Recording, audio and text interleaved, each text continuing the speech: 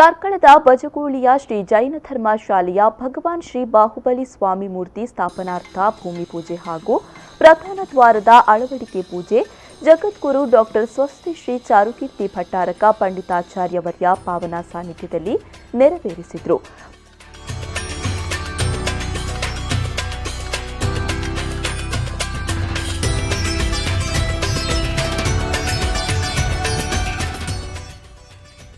ಪೂಜೆಯನ್ನ ನಡೆಸಿದ ನಂತರ ಆಶೀರ್ವಚನವನ್ನ ನೀಡಿದರು. ಮುನಿ ಸುವ್ರತ್ನಾಥ್ ಜೈನ ದ್ವಾರಬಂಧ ಮತ್ತು ಬಾಹುಬಲಿ ಭಗವಾನ್ ದೇವಾಲಯದ ಶಿಲಾನ್ಯಾಸವನ್ನ ಆರ್ಗನ್ ಡೊನೇಷನ್ ಇಂಡಿಯಾ ಫೌಂಡೇಶನ್ ಮತ್ತು ಹೆಲ್ತ್ ರೆಸಾರ್ಟ್ ಮತ್ತು ಸ್ಪಾದ ಮುಖ್ಯ ಪ್ರವರ್ತಕರಾದ ಲಾಲ್ ಗೋಯಲ್ ರವರು ನೆರವೇರಿಸಿದರು.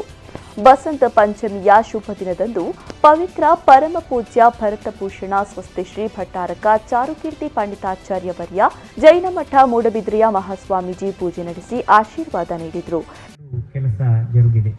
ಒಂದು ಭಗವಾನ್ ಮುನಿಸೂರತ್ ಸ್ವಾಮಿಯ ಮುಖ್ಯ ದ್ವಾರದ ಲೋಕಾರ್ಪಣೆ, ಅದೇ ರೀತಿಯಾಗಿ ಎರಡನೇದು ನಮ್ಮೆಲ್ಲರ ಬಹಳ ವರ್ಷದ ಕನಸು ಬಾಹುಬಲಿ ಸ್ವಾಮಿಯ ಸ್ಥಾಪನೆ.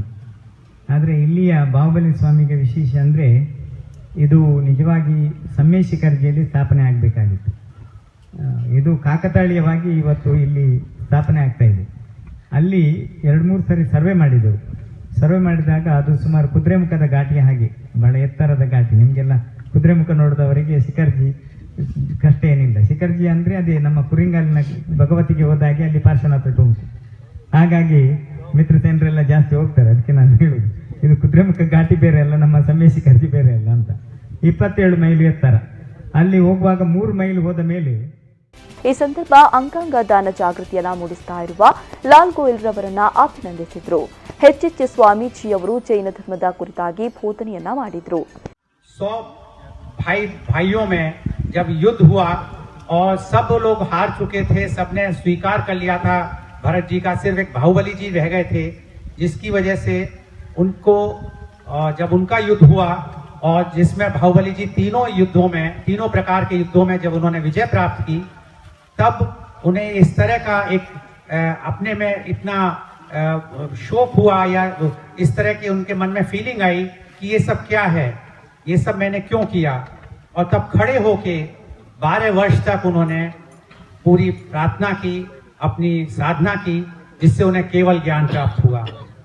आज हमारे देश में चारों तरफ जिस तरह का वातावरण बना हुआ है, अगर उस वातावरण को सही करना है तो हमें मन से। ಈ ಸಂದರ್ಭ ಕಾರ್ಯಕ್ರಮದಲ್ಲಿ ಎಚ್ ಸ್ವಾಮೀಜಿ ಶಿಲ್ಪಿ ಶಿವಕುಮಾರ್, ಪ್ರತ್ಯಾಚಾರ್ಯ ಭುವನಹಳ್ಳಿ ಶ್ರೀಪತಿ ಜೋಯ್ಸ್ ಮತ್ತು ಹಚ್ಚಾಡಿ ಅಜಿತೇಂದ್ರ, ವೀರಂಜಯ್, ಶ್ರೀಧರ್ ಜೈನ್, ನೇಮಿರಾಜ್ ಮೂಡಬಿದ್ರೆ ಮೊದಲಾದವರು ಉಪಸ್ಥಿತರಿದ್ದರು.